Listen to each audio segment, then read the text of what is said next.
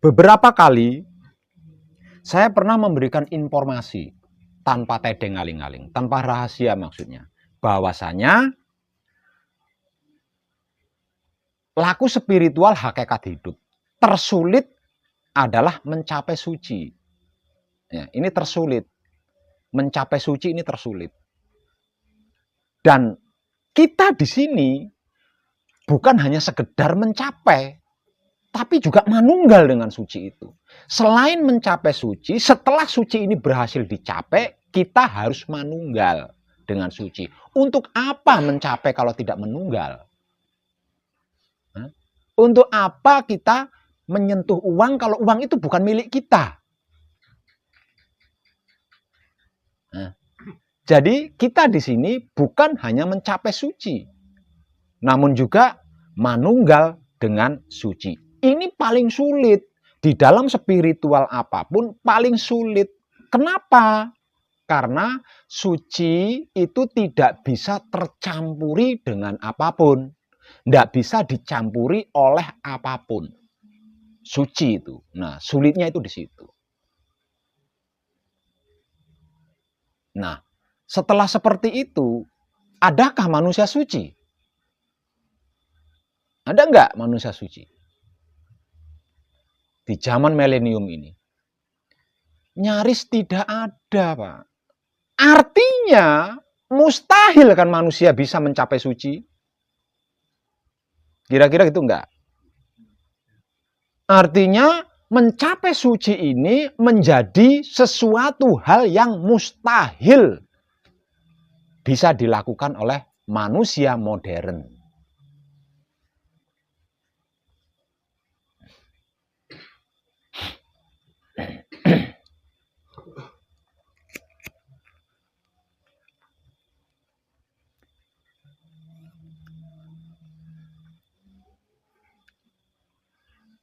Sudah sulit menjadi mustahil.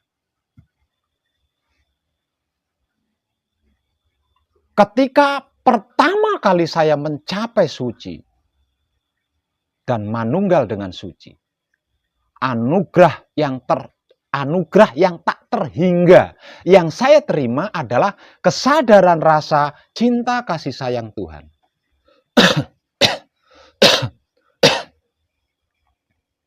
Ketika pertama kali saya berhasil mencapai suci dan manunggal dengan suci, Tuhan memberikan anugerah yang tak terhingga bagi saya. Anugerah tersebut adalah kesadaran rasa cinta kasih sayang maha suci. Lah, karena anugerah inilah mencapai suci saya jadikan tidak mustahil. Kenapa saya jadikan tidak mustahil? Seperti apa kejadiannya?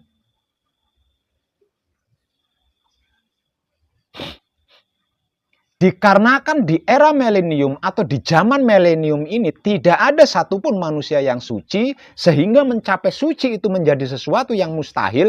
Kalau tidak ada orang yang berani menanggung karma panjenengan, seumur hidup panjenengan tidak akan bisa mencapai suci. Untuk bisa mencapai suci, supaya panjenengan bisa mencapai suci, harus ada orang yang rela menanggung dosa panjenengan, menebus karma panjenengan.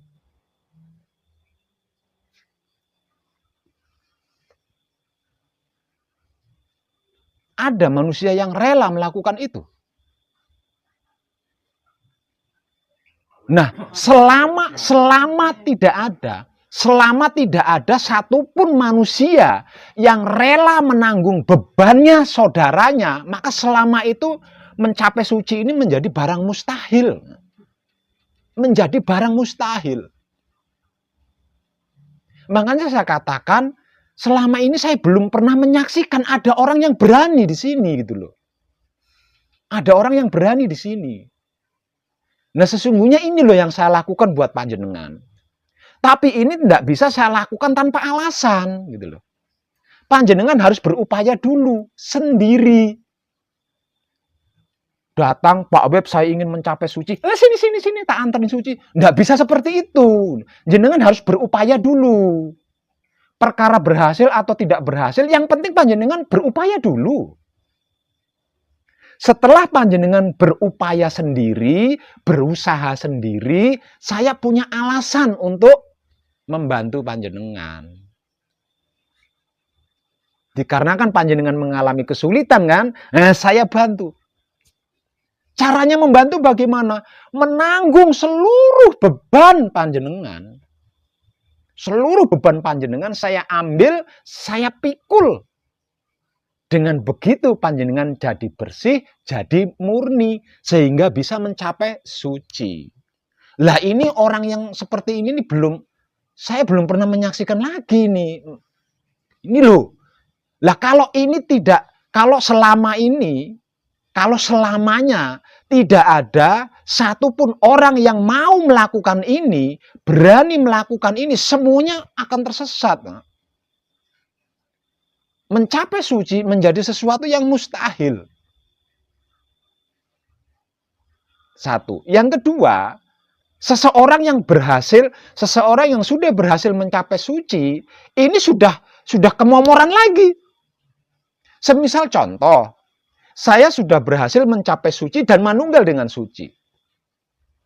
Saya buat sendiri. Saya nggak peduli dengan yang lainnya. Mau ke neraka, mau ke surga, mau ke beringin, atau mau ke jembatan, atau mau ke rumah kosong. Itu urusan mereka. Yang penting aku sudah berhasil mencapai suci, manunggal dengan suci, selesai. Dengan begitu saya sudah jatuh tuh. Suci saya sudah ternoda di situ. Satu-satunya jalan agar kemanunggalan suci saya ini terpertahankan bagi saya harus mau melakukan ini. Agar supaya saya memiliki banyak saudara dalam satu rumah. Untuk apa saya tinggal di rumah sendiri? Kesepian, bro. Agar supaya tidak kesepian, saya harus menemani banyak orang sebanyak mungkin agar seluruh saudara-saudari saya juga berhasil mencapai suci. Dengan semakin banyaknya saudara-saudari saya yang juga ikut berhasil mencapai suci, saya tidak terlalu capek. Tidak terlalu capek apa? Tidak terlalu capek ngomel. Jangan seperti itu keliru. Jangan seperti itu, salah. Nah, kalau saya sendiri yang tahu itu kan saya capek ngomong terus, ya kan? Nah, kalau semuanya tahu sendiri-sendiri, kan semakin banyak jumlahnya yang berhasil mencapai suci, semakin berkurang kan saya ngomelnya. Jadi ringan kan? Jadi, kalau tidak dalam keadaan suci, tidaklah mungkin bisa mencapai suci, apalagi manunggal.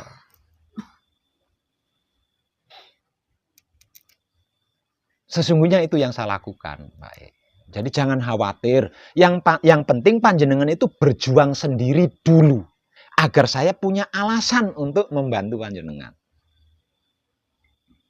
Kalau ujuk-ujuk saya bantu, wah saya sudah ikut campur urusan Tuhan dong.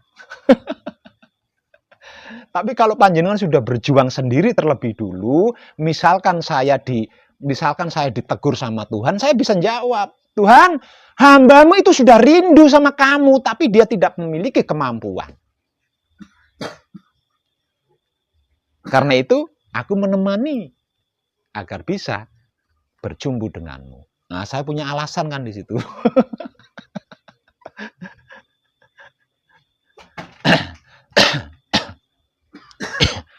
Nah, seperti itu. Untuk yang sudah menyelesaikan dasar daripada laku spiritual hakikat hidup, yaitu kunci the power level 1, level 2, level 3, yang penting panjenengan berusaha dulu berjuang sendiri selama 4 hari 4 malam. Berhasil atau tidak berhasil, kalau sudah 4 hari 4 malam, saya temani mencapai suci hingga manunggal. Itu seperti itu.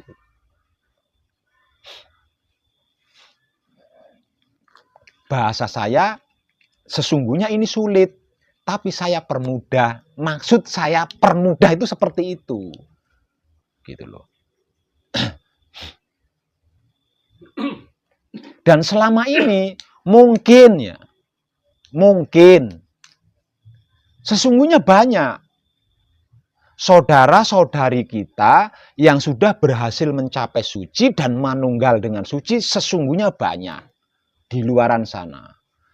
Dan kalau mereka menyaksikan video saya ini, saya adalah buktinya. Selama saya menanggung seluruh beban saudara-saudari saya yang datang ke sini, untuk saya temani mencapai suci dan manunggal suci, saya tetap utuh-utuh aja. Saya tidak mendapat karma, saya tidak celaka, saya juga tetap muda walaupun usianya sudah tua. Dan tidak mengalami kerugian dalam bentuk apapun. Jadi untuk saudara-saudari saya yang sudah berhasil mencapai suci dan manunggal dengan suci, please, bagikan kepada saudara-saudari kita yang lain. Dengan seperti itu, jangan takut panjenengan akan kehilangan sesuatu, jangan takut. Justru pencapaian sucimu, kemanunggalan sucimu akan semakin kokoh, akan semakin kuat. Seperti yang saya alami sendiri gitu loh. Jadi jangan bersembunyi, jangan pelit. Walaupun saya hampir setiap hari menanggung beban-bebannya saudara-saudari saya, namun setiap hari saya tidak pernah kemulan sarung, nggak pernah. Tiap hari panjenengan tahu sendiri kan, saya berkegiatan nyemprot, babat, saya biasa-biasa saja, tidak merasakan apa-apa. Nah, kemungkinan mereka-mereka itu takut di sini, gitu loh, takut di sini, sehingga tidak mau menanggung bebannya saudara atau saudari yang ingin mencapai suci itu tidak mau, karena takut resikonya. Lah selama ini saya tidak pernah mendapatkan resiko apa-apa. Resiko apa? Nggak ada. Malah justru semakin banyak saudara-saudari saya yang saya temani mencapai suci, semakin saya bahagia dan tidak pernah mengalami kekurangan dalam bentuk apapun. Kehilangan sesuatu apa? Memang saya memiliki sesuatu sehingga saya merasa kehilangan. Itu. Lah, panjenengan pun harus seperti itu nantinya. Nggih. Panjenengan juga harus seperti itu nantinya. Jangan takut. Jangan takut. Panjenengan tidak akan mengalami kerugian dalam bentuk apapun. Justru pencapaian panjenengan, kemanunggalan panjenengan akan menjadi semakin kokoh, semakin kuat.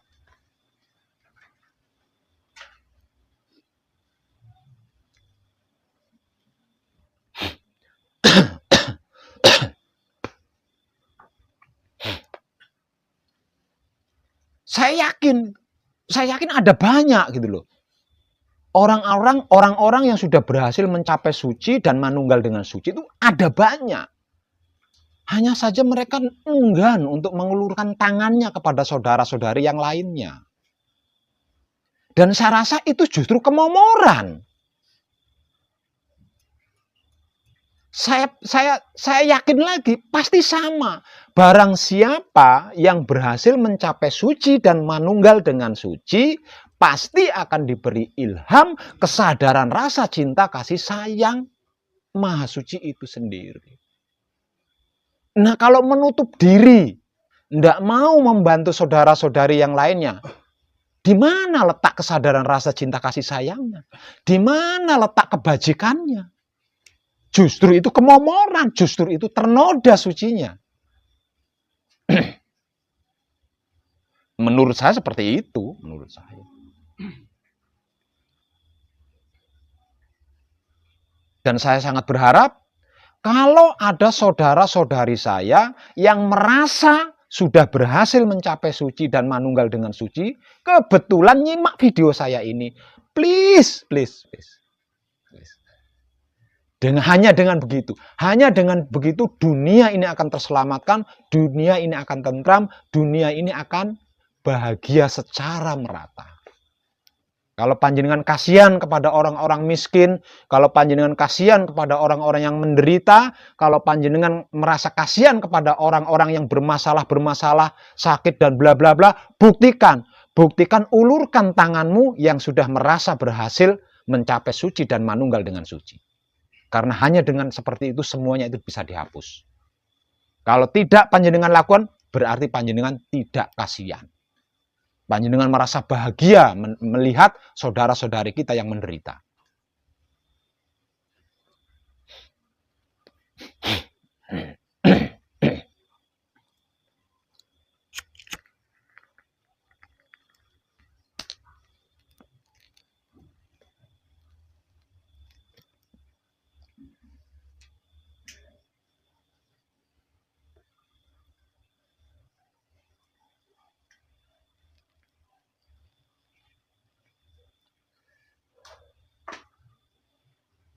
Lah untuk panjenengan, nanti panjenengan juga harus melakukan ini. Harus melakukan seperti apa yang saya lakukan. Jangan pelit. Jika ada yang bertanya, jawab. Jika ada yang meminta, beri. Panjenengan mendapatkannya dari saya gratis, maka panjenengan harus memberinya juga gratis.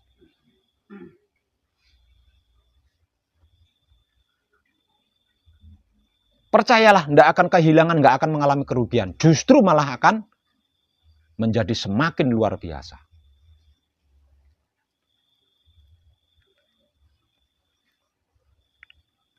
Kalau manunggal jati panjenengan berhasil terpertahankan, panjenengan pun akan memiliki mujizat sama seperti yang saya miliki.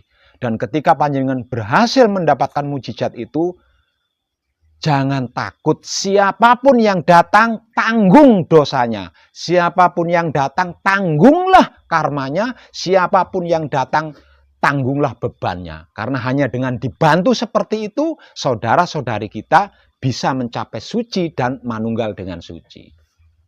Lalu perhatikan apa yang terjadi. Apakah panjenengan mengalami kerugian atau tidak? Perhatikan. Dan selama ini saya tidak pernah mengalami kerugian dalam bentuk apapun tentang hal ini. Justru semakin berkah, dan berkah. Tidak ada bentuk kerugian model apapun. Sebab karena itu saya tidak kapok. Gitu. Siapapun yang datang, mari datang. Dengan seluruh beban beratmu, datang, ayo. Akan aku pikul, akan aku tanggung bebanmu, agar supaya panjenengan bisa mencapai suci dan manunggal dengan suci. Nah selama ini saya kan nggak pernah kapok. Berarti saya kan nggak dapat risiko apa-apa sih.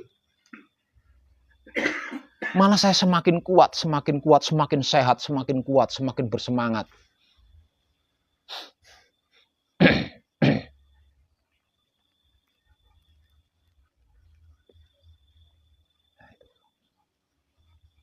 Nah, sulitnya itu di situ. Jadi betapapun kita berspiritual, kita tidak akan pernah berhasil mencapai suci. Dikarenakan kita sudah terlanjur banyak dosa, sudah terlanjur banyak karma. Jadi satu-satunya jalan harus ada seseorang yang berani menemani dan rela menanggung beban. Kalau tidak ada seorang lain yang bersedia menemani dan rela menanggung beban, jadi mustahil mencapai suci, itu jadi mustahil.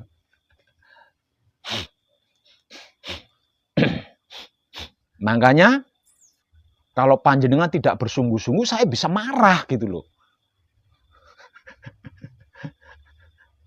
Saya bisa marah karena itu loh yang saya lakukan sesungguhnya.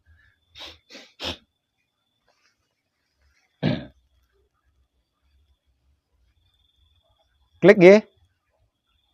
Jangan takut.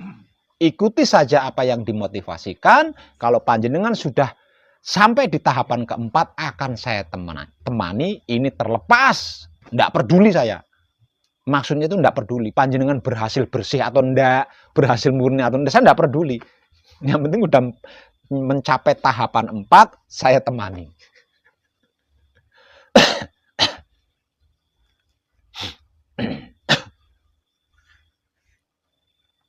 Setelah saya temani dan panjenengan mengalami keberhasilan, harus panjenengan pertahankan.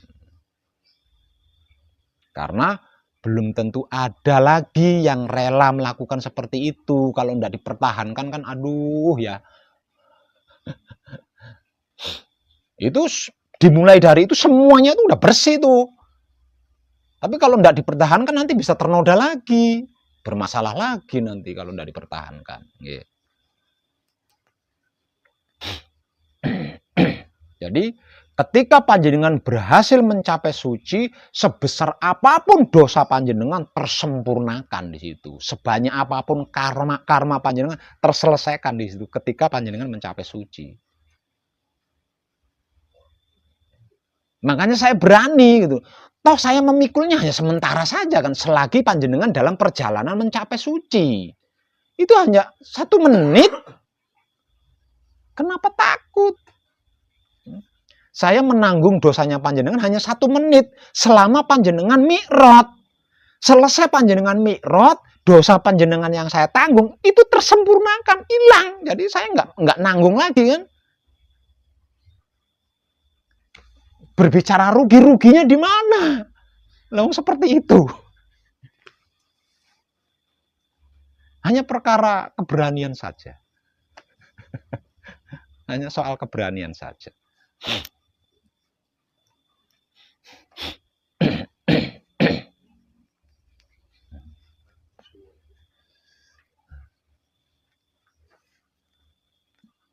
Kok cuma 1 menit Pak Web? Memang 1 menit, lebih dari 1 menit manusia hidup tidak akan mampu. Lebih dari 1 menit manusia hidup tidak akan mampu. Memang jatahnya 1 menit. Walaupun 1 menit, jika 1 menit ini dipertahankan 1 hari, berarti 1 menit ini jadi 1 hari kan?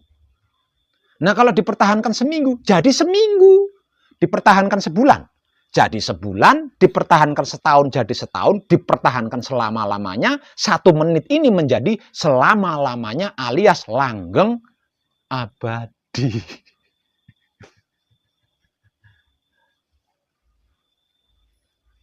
Hanya 1 menit, lebih dari 1 menit tidak mampu.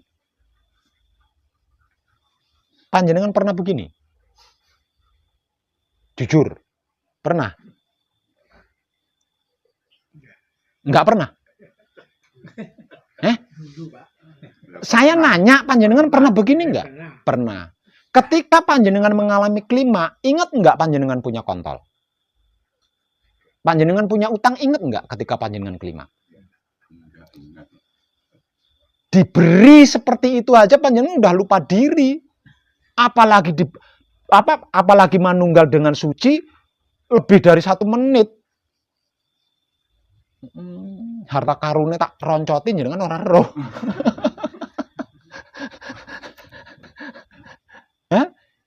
Diberi ketentraman karena keluarnya air kehidupan saja panjenengan sudah lupa diri. Ya itu enggak? Panjenengan juga pernah kan? Nah, ketika mengalami klimaks, nembe diwene kaya ngono ae. Baru diberi kenikmatan segitu aja panjenengan sudah lupa diri. Enggak mampu, makhluk enggak mampu lebih dari 1 menit, enggak mampu. Panjenengan pernah membaca sejarah Nabi Musa ketika menyaksikan Tuhan? Apakah Nabi Musa mengalami kemampuan?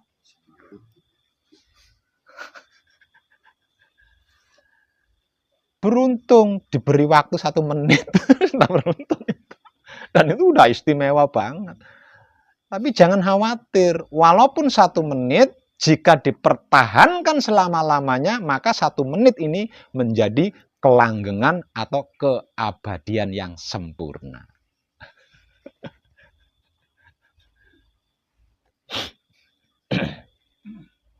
Lah ini hak seluruh makhluk.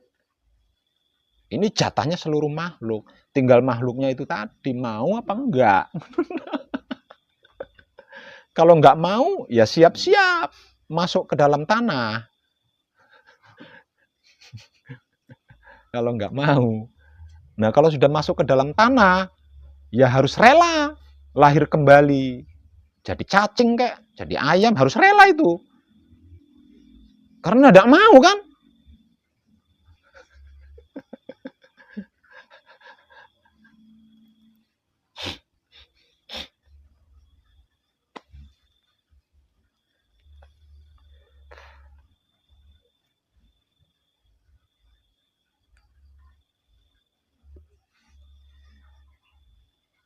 Di dalam gembleng atau nanti setelah selesai dari gembleng, panjenengan harus tetap super sungguh-sungguh.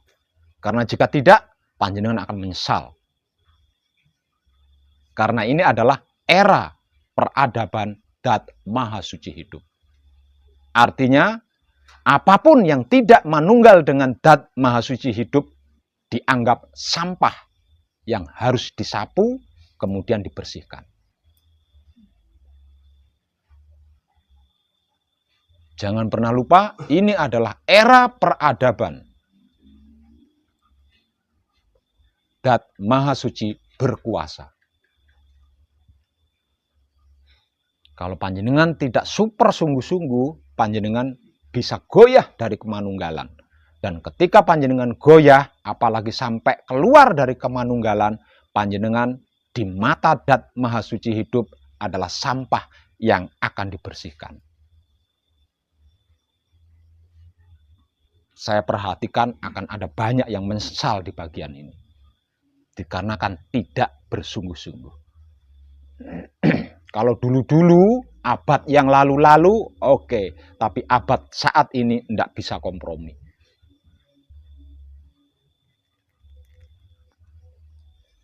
Secara spiritual disebut sebagai Ratu Adil sedang berkuasa di sini. Atau Imam Mahdi akan menjadi pemimpin seluruh dunia. Artinya Tuhan yang akan menjadi raja di seluruh dunia. Tuhan itu sendiri. Nah, kalau Tuhan itu sendiri yang menjadi raja seluruh dunia, wow, pasti bersih. Nggak ada sampah, secuil pun nggak ada. Harus bersih. Karena Tuhan adalah Maha Suci.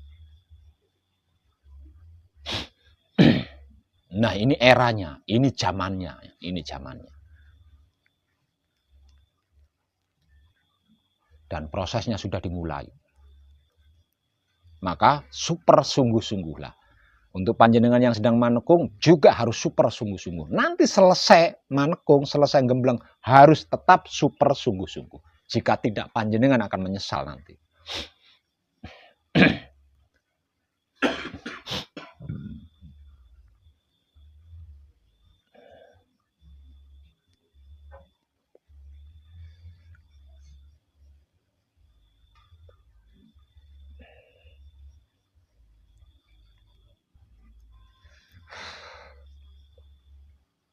Ada pertanyaan lagi? Ya?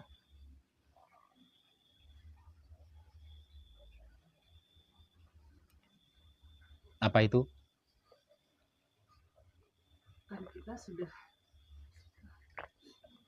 belajar dengan keluarga dan saudara kami kan ada saudara dan keluarga kami bisa jadi sampah yang Ibu siapa? Ibu Isti. Ya, Ibu Isti,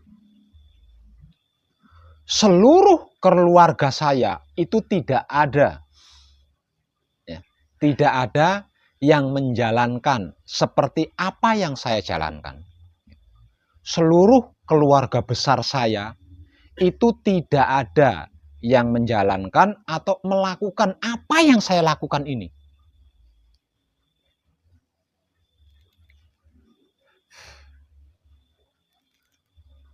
Dan saya tidak pernah berbicara tentang ini kepada satu keluarga pun.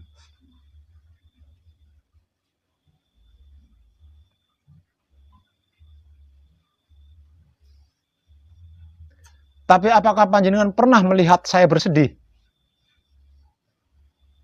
Kenapa? Karena saya tahu seluruh keluarga saya, walaupun tidak menjalankan seperti apa yang saya jalankan, mereka tetap akan sempurna jika mengalami kematian sewaktu-waktu. Dikarenakan jalan mereka sudah saya rintis. Jadi untuk apa saya khawatirkan? Untuk apa saya khawatirkan?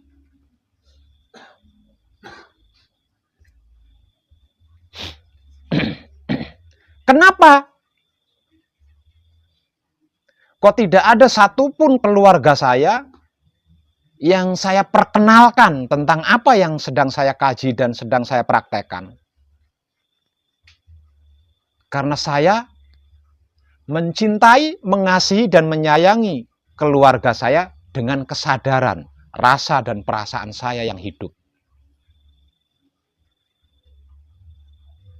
Loh, kok malah justru tidak diperkenalkan? Kok malah justru tidak diajari? Setiap yang terkait dengan saya sebagai keluarga, itu pasti mbalelo.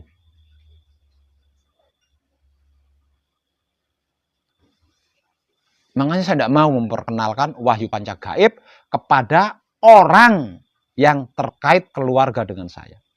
Karena pasti, semisal contoh, dia tadinya itu alim. Setelah saya ajari Wahyu Panca Gaib, jadi merusal. Ini contohnya ini.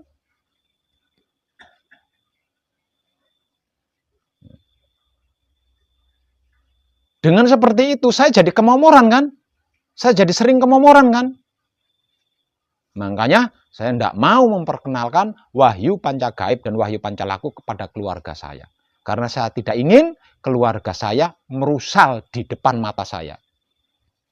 Jahat di depan mata saya. Soalnya Tuhan tidak punya senjata. Untuk humor sama saya itu tidak punya senjata. Kalau bukan keluarga saya. Jadi senjatanya Tuhan ketika humor dengan saya menggunakan keluarga saya.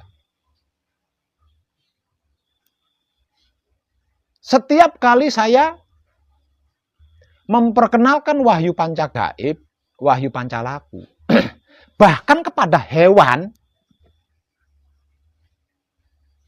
diambil sama Romo. Hewannya.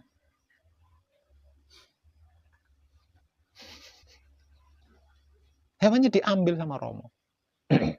Makanya saya tidak mau. Toh, mereka tetap akan mencapai kesempurnaan jika mengalami kematian. Nah, karena tidak dalam keadaan manunggal jati, mereka kan akan mengalami mati. Namun bukan kematian yang sia-sia, bukan mati yang sia-sia, karena mati dengan keberhasilan mencapai kesempurnaan. Jadi bukan masalah buat saya. Walaupun mereka tidak menjalankan apa yang saya jalankan.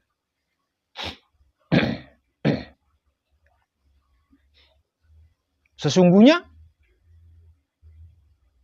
maksud hati, saya ingin mengangkat semua kadang yang datang belajar ke sini sebagai anak angkat.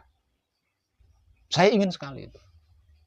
Namun dikarenakan setiap yang saya angkat menjadi anak itu tidak sesuai dengan apa yang saya mau, kapok saya, tidak ngangkat lagi.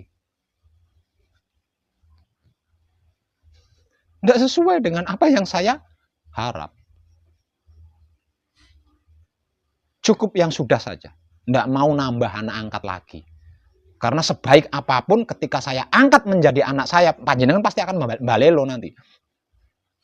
Itu pasti dijamin balelo itu.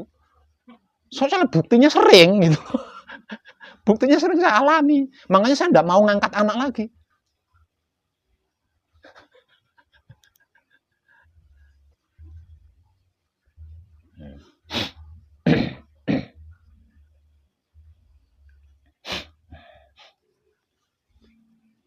Lah anak istri Pak Web yang di Kalimantan itu bukan saya memperkenalkan wahyu pancagaib. Anak istri saya itu mendapatkan sendiri wahyu pancagaib. Bukan dari saya loh ya, jangan salah paham. Saya tidak pernah mengajari anak istri saya yang di Kalimantan itu tentang wahyu pancagaib itu. Enggak. Mereka mendapatkan sendiri dengan caranya sendiri. Setia tuhu kepada saya. Dikarenakan anak istri saya setia tuhu kepada saya, hormat kepada saya, Tuhan menyambut mereka. Buktinya kalau Tuhan menyambut mereka, walaupun saya tidak pernah memperkenalkan wahyu pancagaib, dia dapat dan menjalankan wahyu pancagaib. Wow, itu kebahagiaan yang tidak terukur buat saya.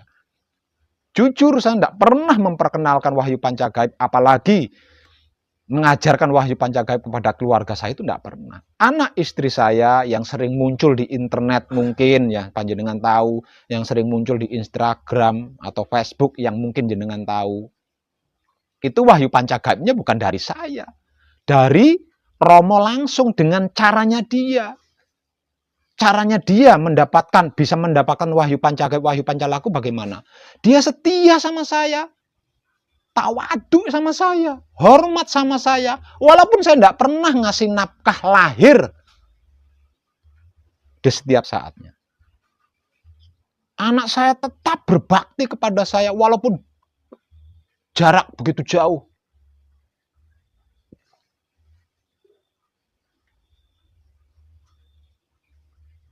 Karena itu, Romo menyambut anak istri saya, sehingga masuk ke dalam laku suci menuju abadi.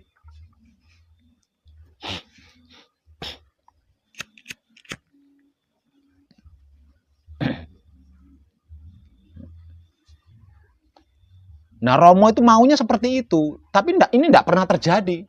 Tapi saya punya wahyu pancalaku, mau protes bagaimana? Siapapun dia yang tersebut keluarga dengan saya, asalkan dia mengiyakan saya. Aneh kan? Asalkan dia mengiyakan saya. Pasti mendapatkan keistimewaan langsung dari Romo. Ini jujur loh. Ini buktinya anak istri saya ini tadi. Saya tidak pernah mengajarkan wahyu pancagaib, tapi mereka bisa menjalankan wahyu pancagaib, memiliki wahyu pancagaib, dan itu langsung dari Romo, diajari langsung oleh Romo. Kenapa Romo kok mau mengajari wahyu pancagaib kepada anak istri saya?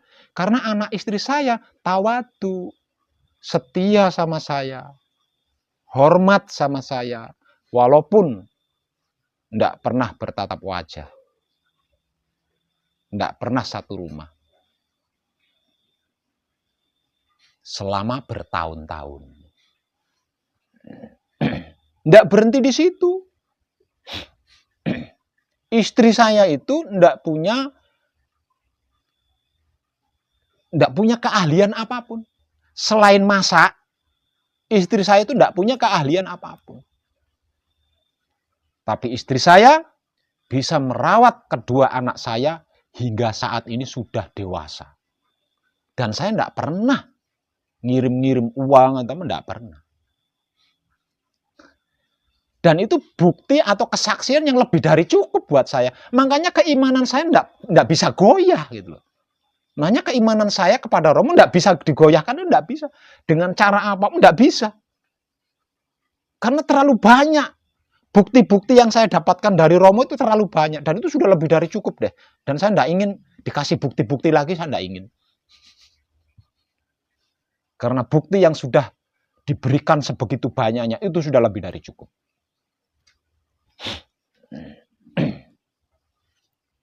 Tapi aneh.